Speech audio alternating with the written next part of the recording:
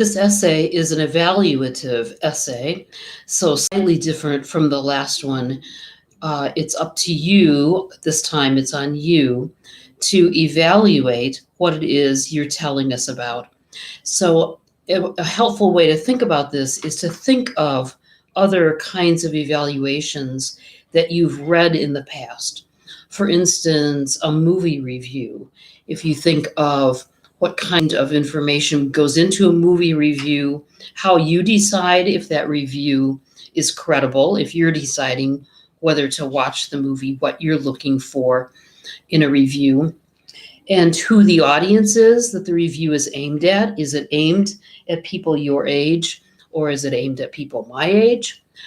And what the purpose of the review is. Usually with a movie review, the reviewer is trying to get you either to watch the movie or not to watch the movie. In the case of the paper you're going to be writing, the purpose of the evaluation is for you to convince us that the sources that you present are in fact reliable in showing how this current event connects in some way, is shown up by Martin Luther King's letter. So with that in mind, you want to think about how you're going to write in a way that allows us to make that decision, so that at the end of the paper we can say, yes, I think that evaluation is valid, that using King's letter in that way really does make sense for how to look at your current issue.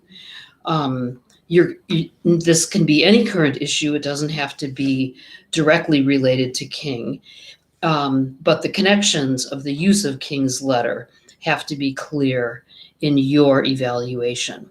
So thinking about an evaluative essay is something to keep in mind as you're writing, so that it turns out to be the right kind of persuasive writing that you're looking for.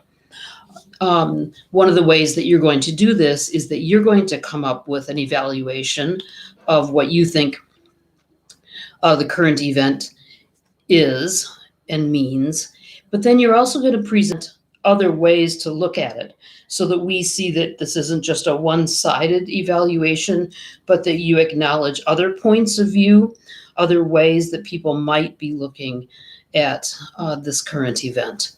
So you're going to incorporate several positions and then strengthen the one that you're presenting as the most credible one. So you're presenting your evidence to support your idea, while at the same time being open to others.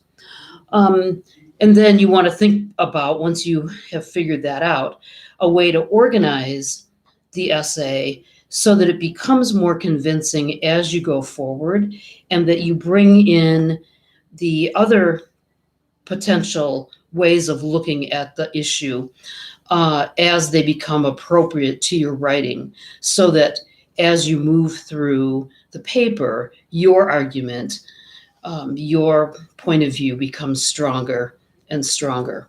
So evaluative essay, if you want more on this, or where I'm getting some of this information, I'm taking some of it from Reading Critically, Writing Well, and this starts on page 238 and 239.